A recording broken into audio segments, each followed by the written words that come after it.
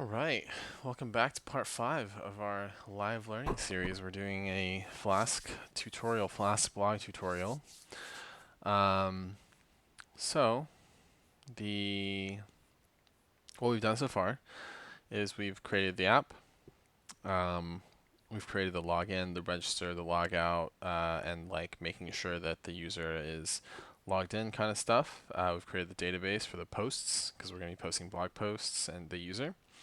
Then we've created the templates for the login, the register page, and the base template, including like the nav bar.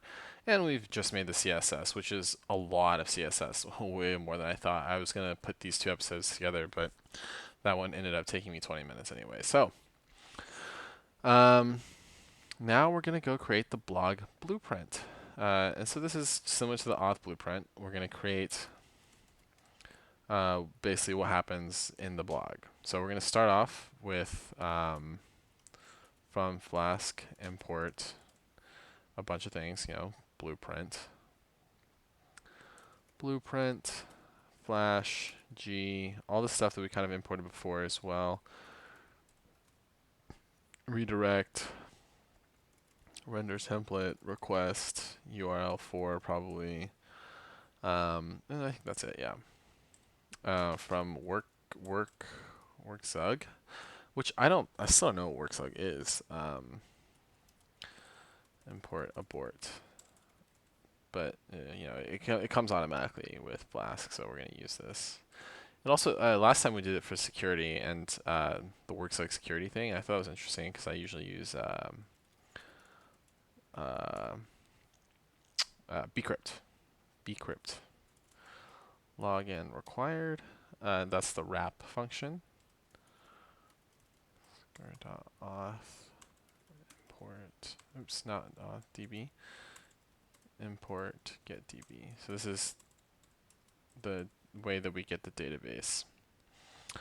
And then we're going to bp equals blueprint blog name.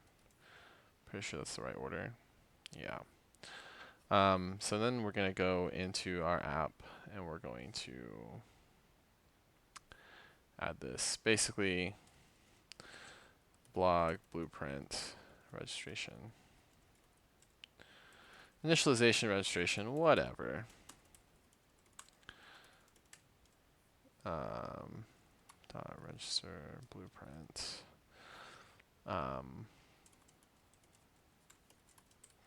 Then we're going to do something a little bit different. We're going to add a URL rule. Add URL rule. And we're going to make the, we're going to, what is this called? Endpoint? Endpoint equals index. And that's it.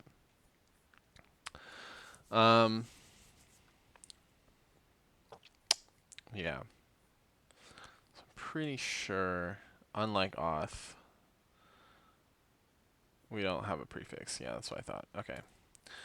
Now we're going to add our first route. So that's indexed at bp.route. So we're going to get rid of the hello world in a second, basically. I just made that index, I think, last episode to get the redirect to work for the example. So one of the things I don't like about this tutorial so far is that it like the code just isn't in order and like it doesn't all work kind of like as you're going along, and that's kind of like kind of confusing. So anyway, select. Oops. So here we're gonna do the index. So select.pid, title, body, created, author, username, from post p, join user, u on p.author id equals user id, u.id. So, oops. order by created descending. So what we just did here is we're selecting the post ID, the title, the body, when it was created, the author ID, and the username from the post database joined with the user database on where the post author ID is equal to the user ID. So, and then we ordered that by the descending date for the created date. So yeah, here we did a join of the two databases on the user ID, and then we're gonna fetch all. And then we're gonna return. We're gonna render a template, and I think we're gonna do blog. We don't have this template yet, so once again, this is what I was complaining about. Posts equals posts. I'm surprised it hasn't thrown an error here, but we're gonna have to add a blog template here in a second. Now we're gonna do that right now. Index.html. And once again, this one extends the base.html, so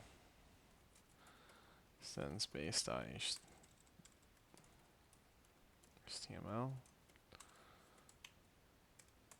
Okay, I just, as I was talking about this earlier, we were writing the HTML blocks, and this, like, weird, like, thing where it, like, wants to get rid of the brackets, the braces, is not cool. H1 block title posts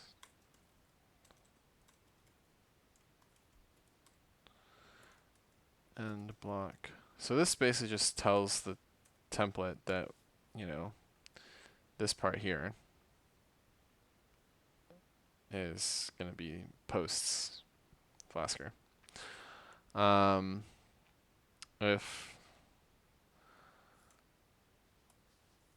If g.user exists, so if the Flask, if the user is logged in, basically,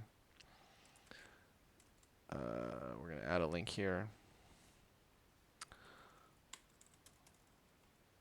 Action.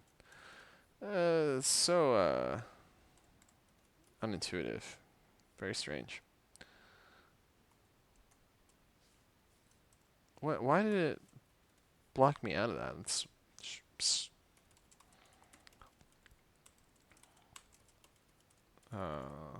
create. There we go. Oh, this should be in single quotes. There we go. New.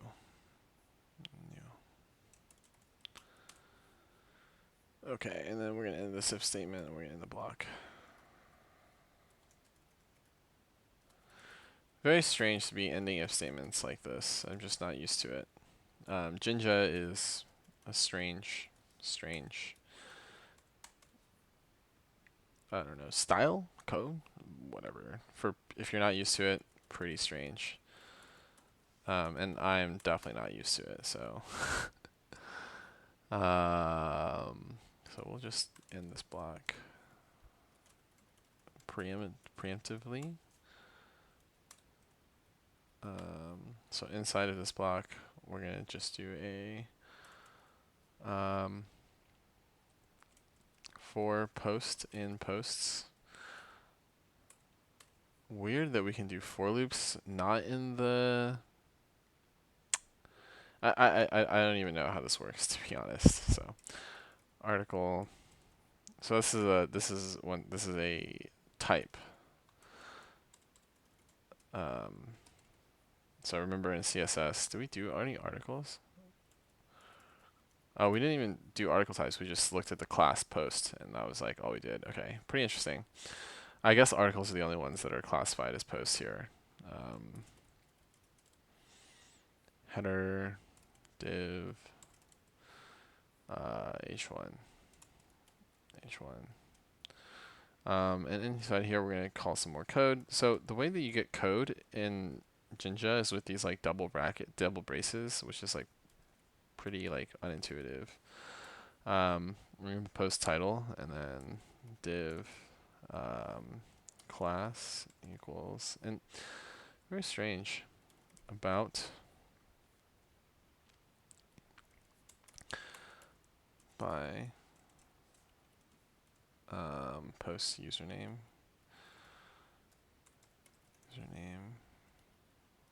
on. I wonder if there's a way to install Jinja stuff so I can see this template like more easily. Post, I think created, and then crf time. So this is tells us like what time, like what, oops.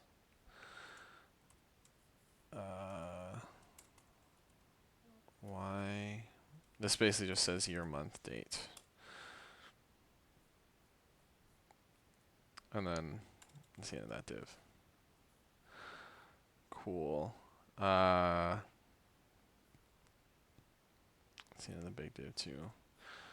And if the user is the author, sorry, no, that's not right. If g.user ID equals the post author ID. No. Yeah, there we go. Then we should also have an edit button. So a class equals action, I think. Href equals URL for blog.update.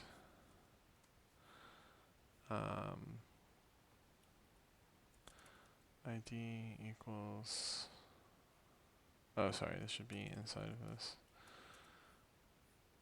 ID equals post ID. And there should be an edit button.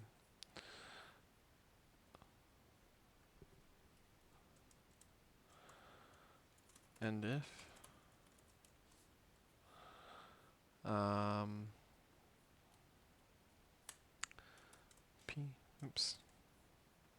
paragraph.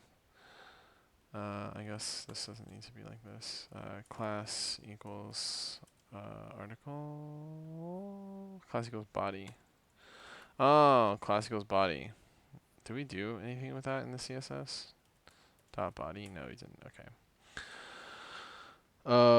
We'll just put the post body in here.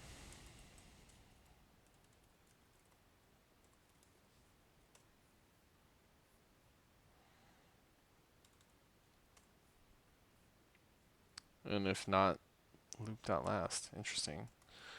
If not loop.last. So if it's not the last item in the loop. No, stop. There we go. We'll put a line. And we'll end the if statement.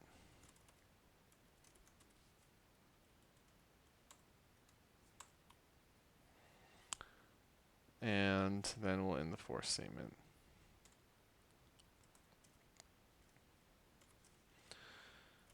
And for.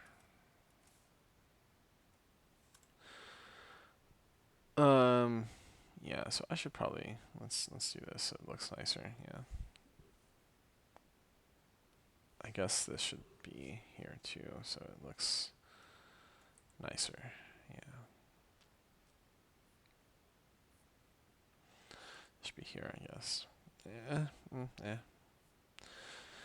All right.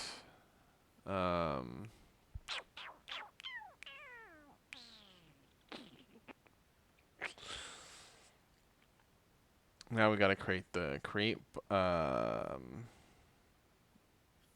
the update and delete.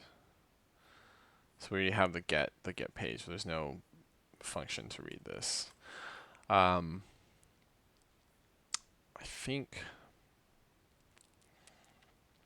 I'm gonna take a pause here. But yeah, so this is part 5, I think. So part 6 is coming soon. We're gonna finish up the blog stuff. We're gonna do the create, the update, and the delete. Make sure you subscribe, and see you guys next time.